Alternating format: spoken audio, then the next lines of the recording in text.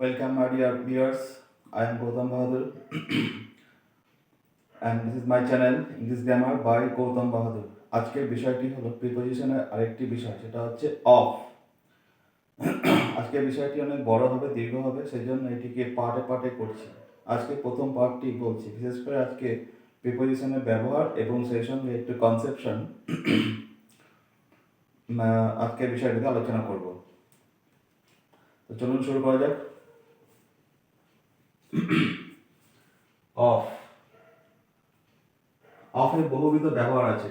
এর আগে পর্যন্ত প্রিপোজিশন যেগুলো আছে, বিশেষ করে on, in, at, by, from, এই সমস্ত প্রিপোজিশনগুলো অধিকাংশ ক্ষেত্রে মুভমেন্ট বা প্লেস বা টাইম এক্ষেত্রে ব্যবহার করা হয়, অর্থাৎ স্প্যাশিয়াল সেন্সে ব্যবহার করা হয়। আর স্প্যাশিয়াল সেন্সগুলোতে চিহ্নিত করাটা সহজ, কারণ এখানে দুটো কংক্রিট নাউন থাকে, দুটি কংক্রিট নাউনের মধ্যে সম্পর্ক হয়। কিন্তু অফটা হচ্ছে এখানে সম্বন্ধ কারকবন্ধ ব্যবহার করা হয়, তাই জন্য এখানে দুটো নাউনের মধ্যে, কিন্তু সেই দুটো নাউনে কংক্রিট নাউন প্লাস অ্যাবস্ট্রাক্ট নাউনের মধ্যেও সম্পর্ক হয়। এই কারণে অফটা অনেক ক্ষেত্রে একটুখানি সমস্যা হয়। তো কি ক্ষেত্রে বোঝানো হয়? An integral part or features of something. STH মানে হচ্ছে সামথিং, ইন্টিগ্রাল পার্ট অর্থাৎ ইন্টিগ্রাল মানে হচ্ছে যেটা হচ্ছে তার মধ্যে হচ্ছে ওতপ্রোতভাবে জড়িত বা অন্তর্ভুক্ত বা জন্মগতভাবে, অর্থাৎ তাকে সেপারেট করা যাবে না, কিছুতে বিচ্ছেদ করা যাবে না, এমনভাবে যুক্ত থাকবে। তো এখানে প্রিপোজিশন মানে বোঝা যাচ্ছে যে দুটো পার্ট থাকবে, মানে হচ্ছে একটা একটা সাবজেক্ট এবং একটা ল্যান্ডমার্ক বা বেস থাকবে, মানে দুটো নাউন মাঝে প্রিপোজিশন থাকবে। তো যে নাউনটাকে নিয়ে বলছি সেই নাউনটা হচ্ছে সাবজেক্ট, আর সেই নাউনটা কোথায় বা আরেকটা নাউনের কোথায় অবস্থান করছে বা কি সম্পর্কে অবস্থান করছে, এটা হচ্ছে ল্যান্ডমার্ক।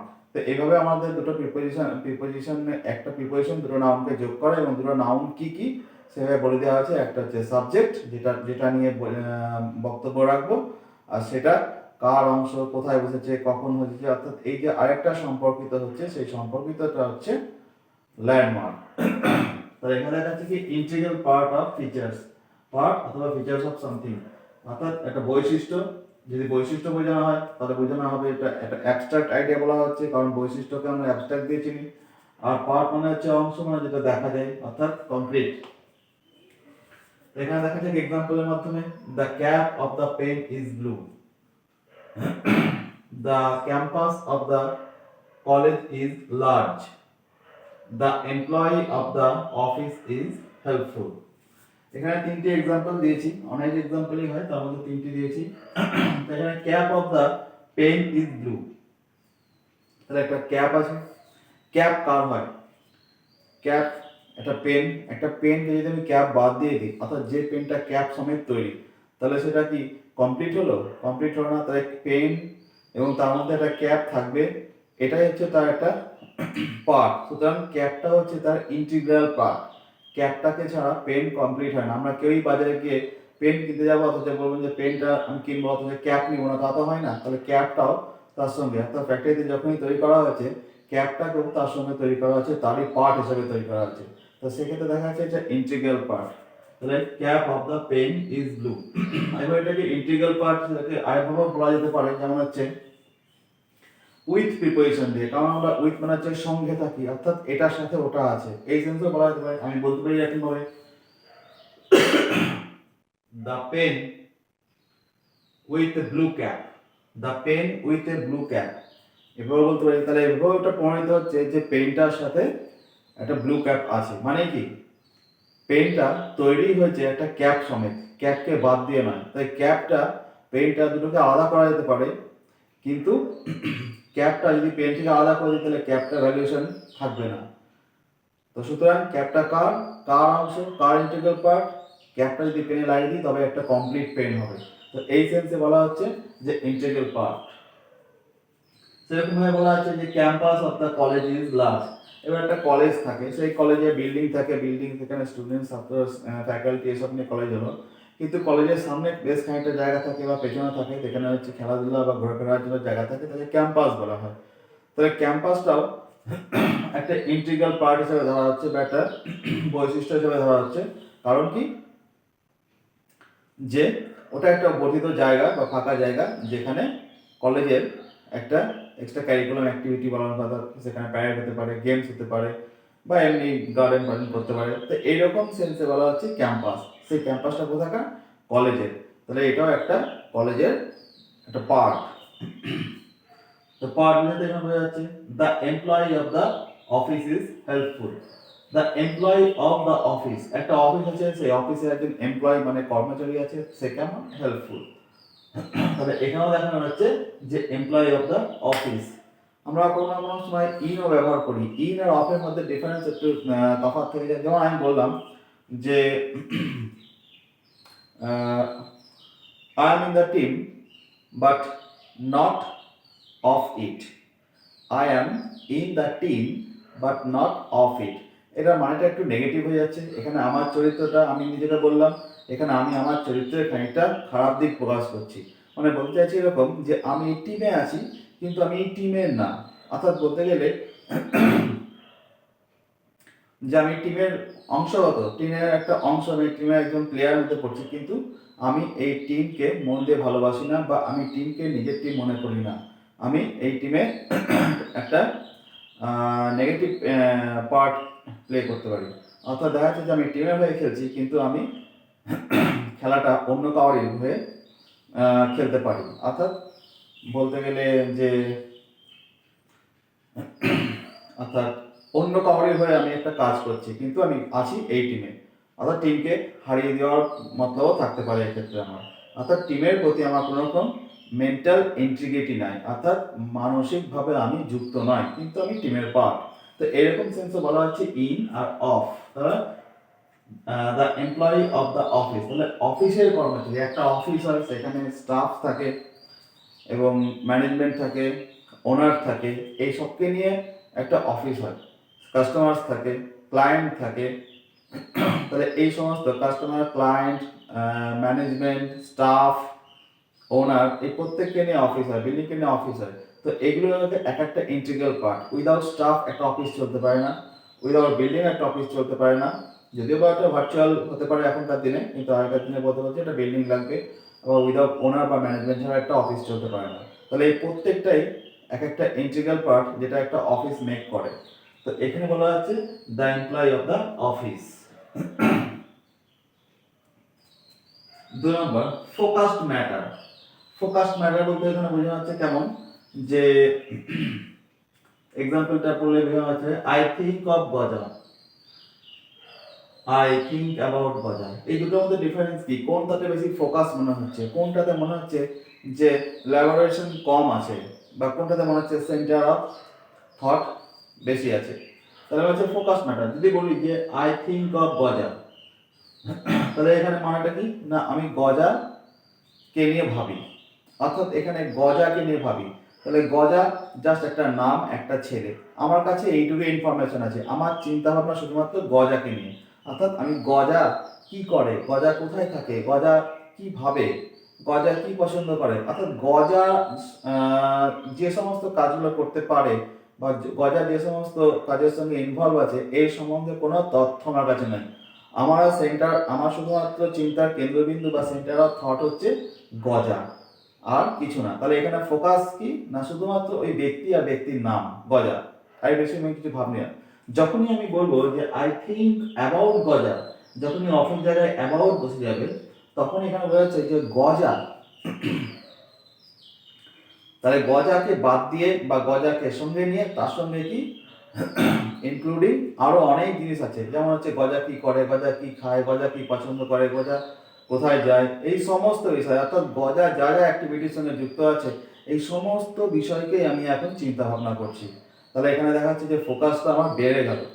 এখানে অ্যাবাউট যখনই বলছি তখন আমার গজার বিষয়ে, গজার যাবতীয় বিষয় চলে এলো আমার চিন্তা ভাবনায়। আর যখনই বলছি অফ গজা, তাহলে শুধুমাত্র আমি গজার এই নামটাকে নিয়ে আমি চিন্তা ভাবনা করছি, বা গজা ব্যক্তিকে নিয়ে চিন্তা করছি। এর বাইরে গজার কোনো রকম এক্সট্রা ইনফরমেশন আমার কাছে নেই। তাহলে সেন্টার কোনটা হলো? না অফ। অ্যাবাউট মানেও আমি গজাকে নিয়ে ভাবি, গজার সম্বন্ধে ভাবি। সেরকমই আরেকটা, এটা একটু তফাৎ আছে তবুও কাছাকাছি আছে, তাই দিয়েছি এক্সাম্পলটা। এ ডে অফ সেলিব্রেশন আর হচ্ছে এ ডে ফর সেলিব্রেশন। এই day of celebration, day for celebration আমরা ব্যবহার করে থাকি, কিন্তু দুটোর মধ্যে একটু তফাৎ আছে। তফাৎটা হচ্ছে এরকম যে এই ডে অফ সেলিব্রেশনের মধ্যে বলা হচ্ছে যে এটা বেশি অ্যাপ্রোপ্রিয়েট মানে বলা হচ্ছে যে হ্যাঁ আমাদের কাছে কোথাও এরকম বাধা নেই যে আজকের দিনটা আমি সেলিব্রেট করবো বা কালকের দিনটা কেন বা করবো না। যে কোনো ব্যক্তি যে কোনো দিন সেলিব্রেট করতেই পারে, তবে খেয়াল রাখতে হবে অন্য কারো অসুবিধা না হয়। তবে এই নয় যে আমি আমার ভালো লাগছে বলে আমি একটা দুর্গাপূজা করে দিলাম, যে কোনো দিন করতেই পারি, কেউ বাধা দেবে না, কিন্তু সেটা করা যায় কি বাস্তবে মনে হয় না। কারণ দুর্গাপুজো যেদিন করা সেদিন করবে, কারণ দুর্গাপুজোটা কোনো ব্যক্তির নয়, এখানে সবাই মিলে অনুষ্ঠান করে, সবাই একত্রিত হয়, তাই একটা বৃহত্তর আনন্দ, তাই এটা পুজো থেকে উৎসবে পরিণত হয়েছে। কিন্তু ঠিক সেরকম ভাবে আমরা একটা ডে অফ সেলিব্রেশন, যেমন বললাম যে 15 আগস্ট আমাদের দেশে একটা রেড লেটার ডে। তো সেই দিন কি গোটা দেশে যতজন ভারতীয় আছে তারা কি করবে, এই দিনটা তাদের কাছে একটা খুশির দিন বা সেলিব্রেশনের দিন। এক্ষেত্রে আমরা বলতে পারি 15 আগস্ট ডে অফ সেলিব্রেশন। কিন্তু দেখা যাচ্ছে আমরা এটাও বলতে পারি যে today is the day for celebration, আজকের দিনটা সেলিব্রেশন করার জন্য। এবার এটা দেখা যাচ্ছে যে ব্যক্তিগত কোনো দেখা যাচ্ছে কোনো ইভেন্ট থেকে হয়তো সাকসেস হয়েছে বা কারো হয়তো বার্থডে, এরকম কিন্তু বলতে today is the day for celebration, বা আজকে ওয়েদার হয়তো ভালো, আজকে পিকনিক করতে পেলাম, today is the day for celebration.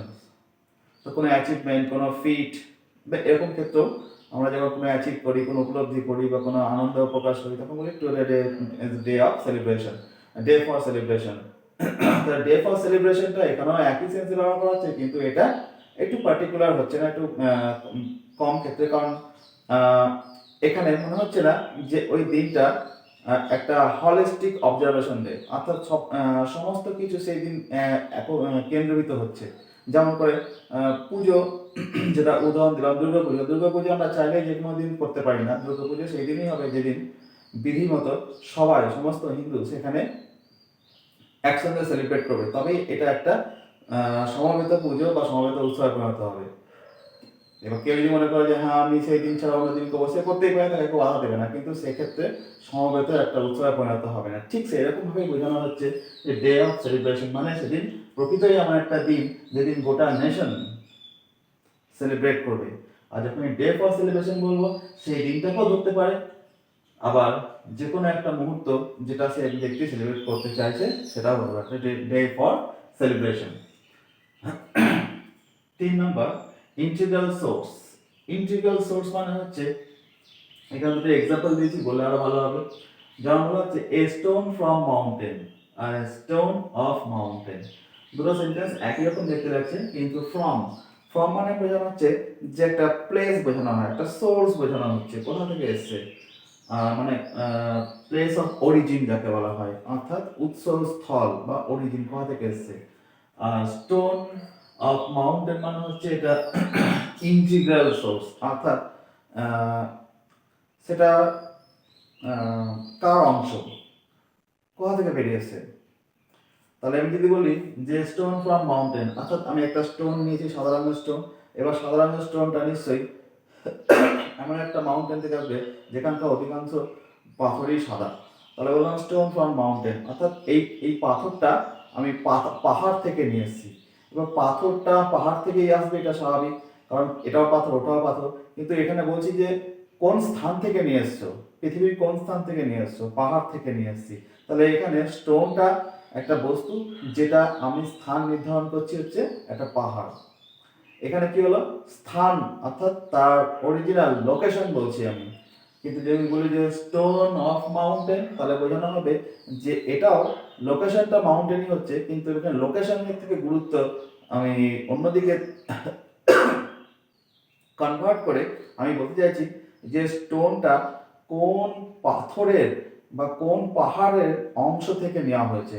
তাহলে স্টোন অফ মাউন্টেন বললে পরে হচ্ছে এটা পাহাড়ের পাথর, আর স্টোন ফ্রম মাউন্টেন মানে হচ্ছে পাহাড় থেকে নিয়ে আসা পাথর, এটাই তফাৎ। স্টোন ফ্রম মাউন্টেন মানে হচ্ছে পাহাড় থেকে নিয়ে আসা, অর্থাৎ কোথা থেকে নিয়ে এসেছি, কোন জায়গা থেকে নিয়ে এসেছি। আর স্টোন অফ মাউন্টেন হচ্ছে এটা কিসের পাথর, কিসের পাথর মানে হচ্ছে পাথরটা তৈরি হয় না, কারণ পাথরটা ভেঙে এসছে কোথা থেকে, কার পার্ট, অর্থাৎ কোথা থেকে এসছে, স্টোন অফ মাউন্টেন। তাহলে একটা মাউন্টেন আছে, হোয়াইট মাউন্টেন, সেই হোয়াইট মাউন্টেন থেকে একটা টুকরো অংশ বেরিয়ে এসছে, এই পার্টটা, তাকে বলছি স্টোন অফ মাউন্টেন। এছাড়াও বহু আছে যেখানে অফ দিয়ে আরও অনেক কিছু বলার আছে। আজকের বিষয়টি আমি এই পর্যন্তই রাখলাম। এখানে এই তিনটি বিষয়ের উপর আমি আলোকপাত করলাম এবং তার উদাহরণ এবং উদাহরণের সঙ্গে কিছু ব্যাখ্যা দিয়ে বোঝানোর চেষ্টা করলাম। আশা করি বিষয়টি বোধগম্য হয়েছে। যদি বোধগম্য হয়ে থাকে তাহলে পরে কমেন্ট করবে, বা কেমন লাগলো, বুঝতে পারলে কি বুঝতে পারলে না, বা কোনো ডাউট থাকলে সেটাও কমেন্ট করে জানাবে। দেখতে থাকো এইভাবে। পরের দিন অফের বিষয়ে আমি আরও কিছু উপস্থিত করব। ততক্ষণের জন্য ধন্যবাদ, নমস্কার, ভালো থাকবেন।